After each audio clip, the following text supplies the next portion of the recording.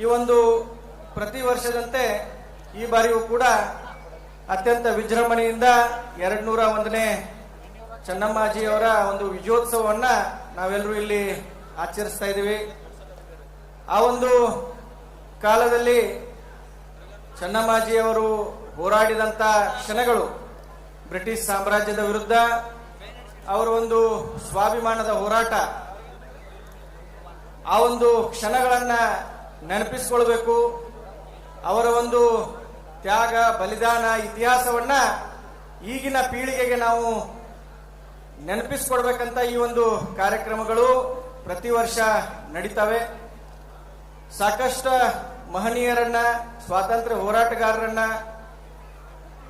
ಸಾಕಷ್ಟು ಜನ ಮಾಡಿದಂತ ಕೆಲಸ ಕಾರ್ಯಗಳನ್ನ, ಇತಿಹಾಸ ಪುಟಗಳಲ್ಲಿ ಇರುವಂತ ವ್ಯಕ್ತಿಗಳನ್ನ ನಾವು ಇಂಥ ಒಂದು ಸಂದರ್ಭದಲ್ಲಿ ನೆನೆದು ಈಗಿನ ಪೀಳಿಗೆಗೆ ಅವರ ಒಂದು ತತ್ವ ಆದರ್ಶಗಳನ್ನ ಕೊಡುವಂತ ಪ್ರಯತ್ನ ನಮ್ಮ ಸರ್ಕಾರ ಪ್ರತಿ ವರ್ಷದಂತೆ ಈ ವರ್ಷ ಕೂಡ ಮಾಡ್ತಾ ಇದೆ. ಸಾಕಷ್ಟು ಜನ ಹಿರಿಯರು ಮಾತಾಡಿದ್ದಾರೆ. ಈ ಒಂದು ಕಾರ್ಯಕ್ರಮ ಅರ್ಥಪೂರ್ಣವಾಗಿ ನಡಿಬೇಕಂತ ಜಿಲ್ಲಾಡಳಿತ ಸಾಕಷ್ಟು ಪ್ರಯತ್ನಗಳನ್ನ ಕೂಡ ಮಾಡಿದ್ದಾರೆ. ಸಾಕಷ್ಟು ಮಳೆ ಆಗೈತಿ ಒಂದ್ 2-3 ದಿವಸದಾಗ, ಆದ್ರೂ ಕೂಡ ಒಳ್ಳೆಯ ವ್ಯವಸ್ಥೆಗಳನ್ನ ಮಾಡುವ ಮೂಲಕ ನಮ್ಮ ಸರ್ಕಾರ ನುಡಿದಂತೆ ನಡೆಯುವಲ್ಲಿ ಯಶಸ್ವಿಯಾಗಿದೆ ಅಂತ ಹೇಳಲಿಕ್ಕೆ ಬಯಸ್ತೀನಿ. ಈ ವರ್ಷ ಕೂಡ ಒಂದು 5 ಕೋಟಿ ರೂಪಾಯಿ ಅನುದಾನವನ್ನ ಕೊಡುವ ಮೂಲಕ ಕಿತ್ತೂರು ರಾಣಿ ಚೆನ್ನಮ್ಮನ ಒಂದು ವಿಜಯೋತ್ಸವವನ್ನ ವಿಜೃಂಭಣೆಯಿಂದ ಆಚರಣೆ ಮಾಡಲಿಕ್ಕೆ ಎಲ್ಲಾ ರೀತಿಯ ಸಹಕಾರವನ್ನ ನಾವು ಕೊಟ್ಟಿದ್ದೇವೆ.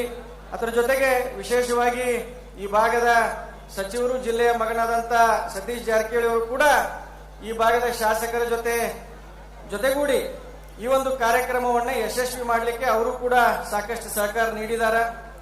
ಮತ್ತೆ ಇಲ್ಲಿ ವಿಶೇಷವಾಗಿ ಈ ಒಂದು ಸಂಸ್ಥಾನದ ಇತಿಹಾಸವನ್ನ ಮೆಲುಕು ಹಾಕಲಿಕ್ಕೆ ಸಾಕಷ್ಟು ಕಾರ್ಯಕ್ರಮಗಳನ್ನ ಪ್ರತಿ ವರ್ಷದಂತೆ ಈ ವರ್ಷ ಕೂಡ ಆಯೋಜನೆ ಮಾಡಲಾಗಿದೆ. ಆ ಕಾರ್ಯಕ್ರಮದಲ್ಲಿ ನಾವೆಲ್ಲರೂ ಕೂಡ ಒಳ್ಳೆಯ ರೀತಿಯಿಂದ ಭಾಗವಹಿಸಬೇಕು. ಇತಿಹಾಸದ ಪುಟಗಳನ್ನ ಓದಲಿಕ್ಕೆ ಆಗ್ಲಿಲ್ಲ ಅಂದ್ರೂ ಕೂಡ ಈಗಿನ ದಿನಮಾನಗಳಲ್ಲಿ ಇಂಥ ಕಾರ್ಯಕ್ರಮಗಳಲ್ಲಿ ಭಾಗವಹಿಸುವ ಮೂಲಕ ಆ ಕ್ಷಣಗಳನ್ನ ನಾವೆಲ್ಲರೂ ನೆನಪು ಮಾಡ್ಕೊಳ್ಬೇಕು, ಇತಿಹಾಸವನ್ನ ತಿಳಿಲಿಕ್ಕೆ ಪ್ರಯತ್ನ ಮಾಡಬೇಕು. ಅದರ ಜೊತೆಗೆ ಜಿಲ್ಲೆ ಮತ್ತು ಅಕ್ಕಪಕ್ಕದ ಜಿಲ್ಲೆಗಳಿಂದ ಇರುವಂತಹ ಸಾಕಷ್ಟು ಜನ ಪ್ರತಿಭಾವಂತರಿಗೆ, ಕಲಾವಿದರಿಗೆ, ಕ್ರೀಡಾಪಟುಗಳಿಗೆ ಒಂದು ಇದು ಒಳ್ಳೆಯ ವೇದಿಕೆ. ಅವರ ಒಂದು ಕಲೆಗೆ, ಅವರ ಒಂದು ಕ್ರೀಡೆಗಳಿಗೆ ಪ್ರೋತ್ಸಾಹ ನೀಡಲಿಕ್ಕೆ ನಾವೆಲ್ಲರೂ ಕೂಡ ಸಾಕಷ್ಟು ಪ್ರಯತ್ನ ಮಾಡ್ತೀವಿ. ಇಂಥ ಒಂದು ಕಾರ್ಯಕ್ರಮವನ್ನ ಆಯೋಜನೆ ಮಾಡಿದಂತ ಎಲ್ಲರಿಗೂ ಕೂಡ ಈ ಸಂದರ್ಭದಲ್ಲಿ ಧನ್ಯವಾದಗಳನ್ನ ಹೇಳ್ತಾ, ನಾವೆಲ್ಲರೂ ಕೂಡ ಬಹುಶಃ ಇತಿಹಾಸದ ಪುಟಗಳಲ್ಲಿ ಬೇರೆ ಸ್ವಾತಂತ್ರ್ಯ ಹೋರಾಟಗಾರರು